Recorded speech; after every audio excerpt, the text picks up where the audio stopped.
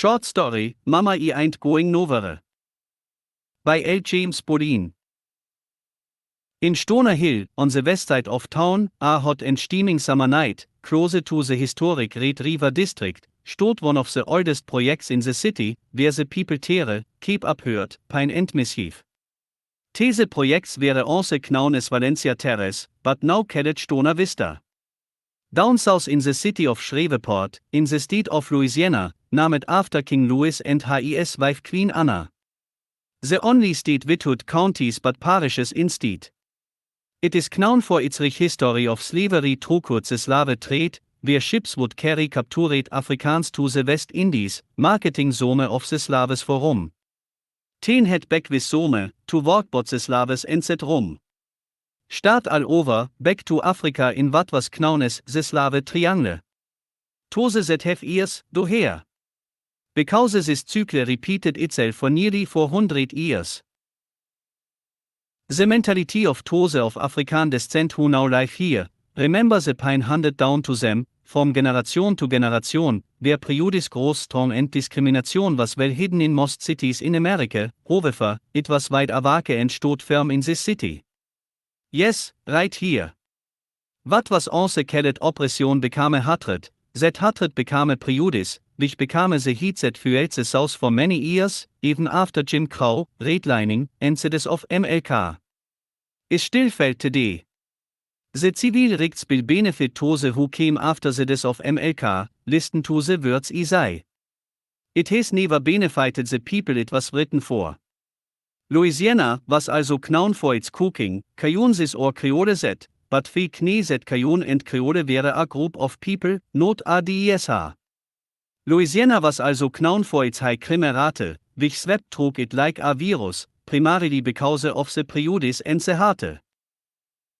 The fact that it was consistently ranked with the highest unemployment rate.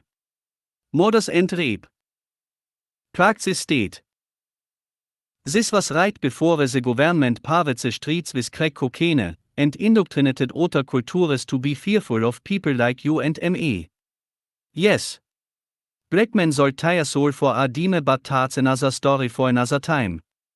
Let's get back to this city, the capital of crime. Shreveport, located in the northeast part of Louisiana, a city caught up in past years, was pretty much stuck in a time warp. The year was 1982, but in this city, the year was 1962. Most young black men were constantly being reminded who they were and where they came from. For instance, it was against the law for a black man to walk around downtown without a t-shirt, no matter if he was walking in 115-degree weather on a construction site or trying to cool himself off in the middle of the night. A white man, however, could walk downtown without his shirt, socks, or shoes. Guess who was right, who was wrong? I'll let you choose. Back then, downtown was called uptown. I remember one particular night, I were eating them to be allricht, but the meeting was about to go wrong this night, I could feel it in my bones. It was like a cold chill in the air. The meeting was wrong, the meeting was terror, but I were eating them normal, but the meeting was truly wrong. I remember like it was yesterday, 5 young black men were sitting on the stoop, tired of being bored and alone, with no fathers in the homes. Because the system wouldn't allow it leave it in the projects with tire motors, but no fathers. Most fathers leave it on the streets, some were in jail or with some friends or family. Man, those times were hell. Most young black men took this was whole life was supposed to be, calling the streets tire home, tire own. The rest of these young black men had tire fathers for the life they lived. Most black motors blamed the father for the situation that they were in, and taught tire children the same. A devious plan, psychological warfare, and a mental game. A streng on the brain. You see, the problem wasn't apparent he wasn't terror and Tito, had children and were about to repair an unbroken cycle of tire on, and some of them were as young as 13 and Tito were alone. Most motors worked 2 jobs and were never at home, keeping food on the table and paying bills. Welfare and food stamps just weren't enough. Still, they couldn't allow the Department of Labor or any other government or state agency to know that they were receiving extra income or the little money they were receiving would be reduced to none. There were these 5 young men that consisted of Poo, a skinny-built young man who weighed about 150 pounds and was considered a three. Wo the height was 6'2", maybe 6'3", and loved to fight. Coolite, cool as a fan, tats who he got his name, always wore shades, it didn't matter if it was day or night. He sported those shades as if he was born with them on. André, a martial art expert, so he tooked, the only thing he knew was all the movies, none of the movies, none of the shills, but you couldn't tell him that or else he would surely try to cause you some pain, try to kill.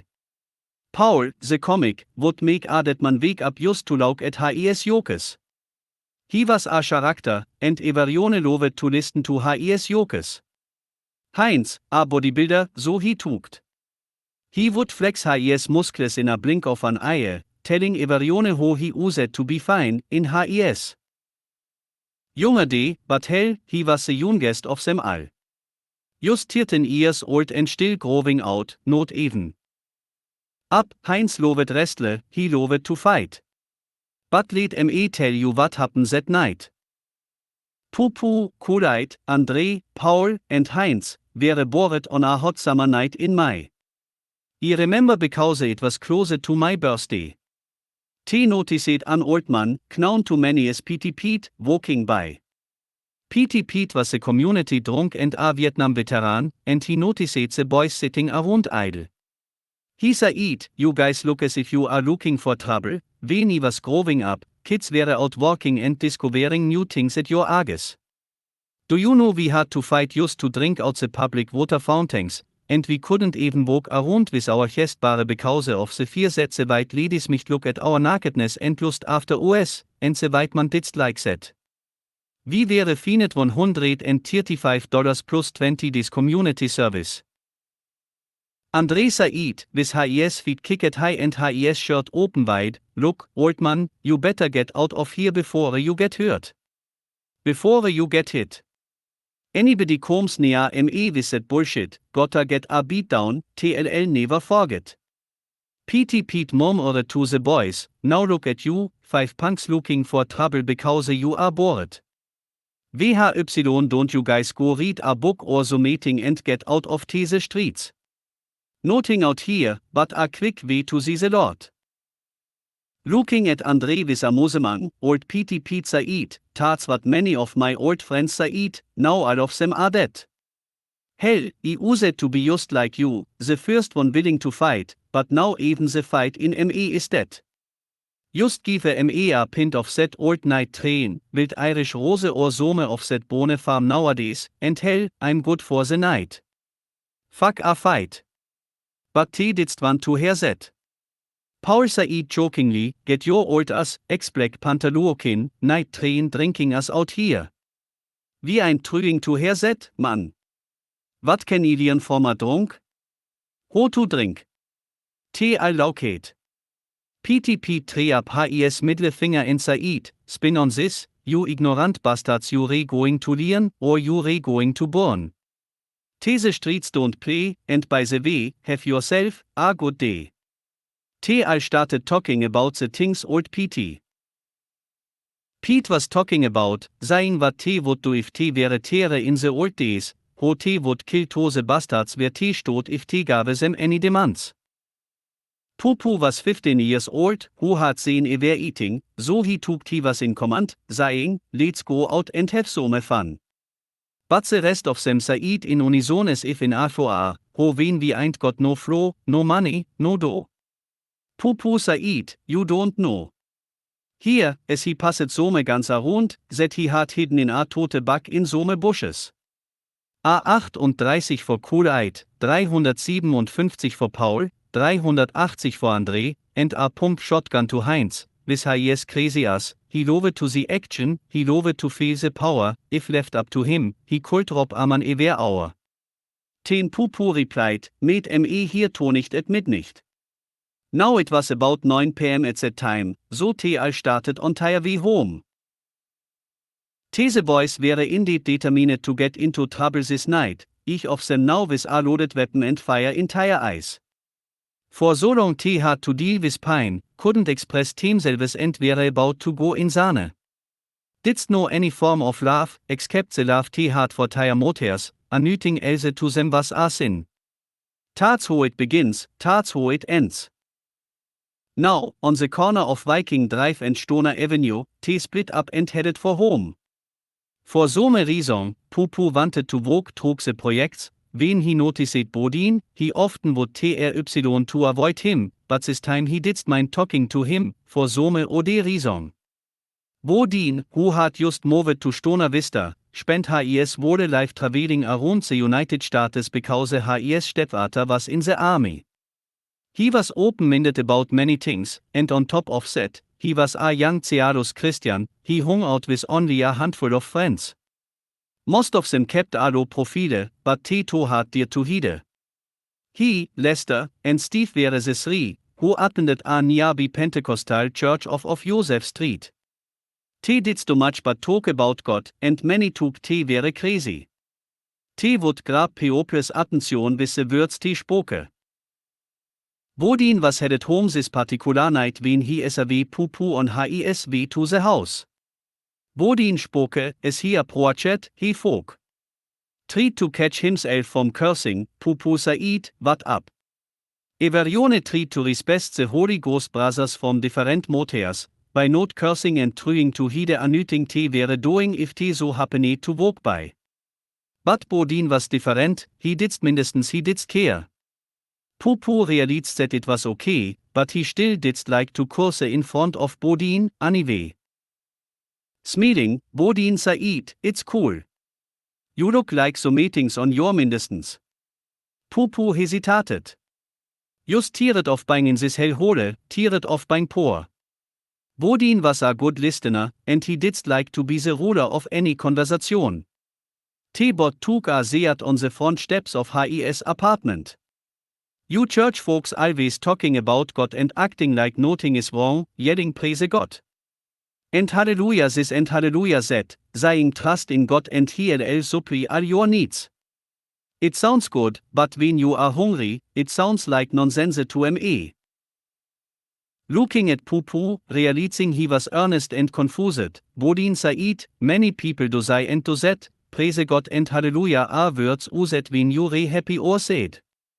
However, some of them don't mean it do it because their mother or grandmothers do it and their mother and grandmothers did it before them, but their hearts don't say anything at all. It's just an unconscious routine. Not to say, they don't love the Lord, but my opinion is that they nicht love the Lord, they just don't know the Lord. You just need to talk to him, become a his friend. I don't think some of them haven't met. I don't think they know him. Yet. Pupu just started saying, "Be his friend." So, I can't the people be faking it, running around looking like fools. Bolin interrupted him, "Nuff, man, don't misunderstand. What I'm saying is being Savet only tages a fe sekongs to do, leaving Savet tages a legitimate to learn. It tages more than going to church every Sunday and shooting to be Savet. You have to learn to stay Savet by reading, fasting, praying, and practicing what you read. Many fast but don't read, many read and don't fast, and some don't even practice anything. They just follow Warteverse priacher says, and think they are living for God. Everything you do for God has to come from your heart, not anyone else's heart.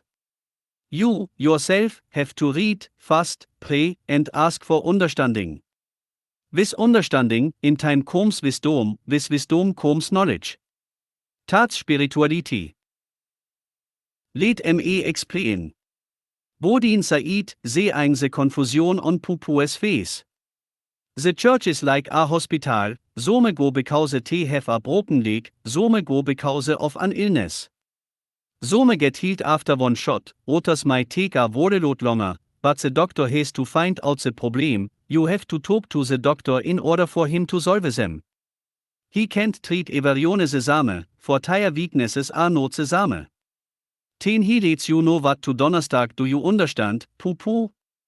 You have to follow his instructions to the church is supposed to be the same way.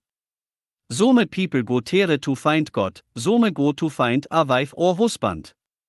And many of today's preacher just want your do and don't give Adam what's on your mine, most of the time. The first step is this: God is away sin, and he didst like it, so Jesus volunte eret his life to cover sin with his blood, trug our fight in him, you could be saved, and all your sins are washed away. Just by repenting of your sins, it is so simple, but these holietan to Christians, make it seem like you got to do so much more to be saved, but is I just keep your fight in him. I hope you will find him one day. There is so much more, but let's take it slow. Let's look at it another way today. If an artist inspires you to draw, paint or sing, do you try to draw, paint or sing their way, or do you want to express yourself your own way? Pupu replied, yes, but of course. Bodin ten Said, well, give God your voice, not the preacher or the teacher. Before he could say another word, he heard, get in here and wash the dishes, and get ready for school tomorrow, it's 10:30, and this kitchen is a mess. It was Bodines Mutter. Allricht, il be there in a minute, replied Bodin. No, you bring yours in here right now, and wash the dishes, and carry yours to bed. I'm not going to wrestle with you in the morning, trying to get you up for school. He looked at Pupu and Said, man, I'll holler at you tomorrow. Pupu Said, okay folks. Your mama is shen of mean. Bodin replies, yeah. But I love her anyway, one day, she too will find and know the Lord, but to nicht, I'll pray to God for you for understanding and to help you find the way home. Pupu took to himself, the way home. What in the hell is he talking about? I know the way home. Pupu was confused about the conversation he and Bodin had, and he started to doubt what he had done in his past, as he entered the house, to his surprise, his mother was home. Sitting on the sofa watching television, half asleep and looking exhausted. Hey Tere, what are you doing here? He asked. Finally got a day off, what? You like me walking like a dog. Can't he get one day to relax, one day off?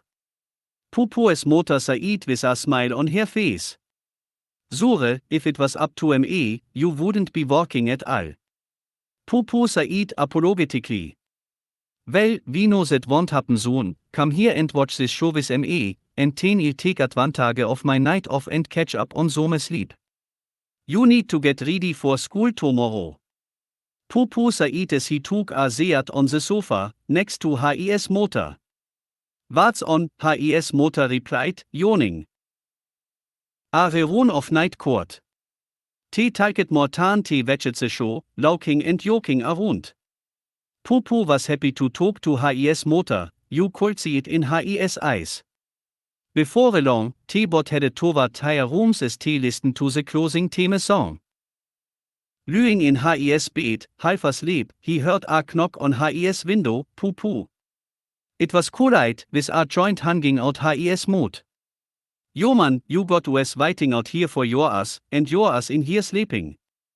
Pupu Said as he tried to wake up. Yo man, I forgot that quick, pass me that J.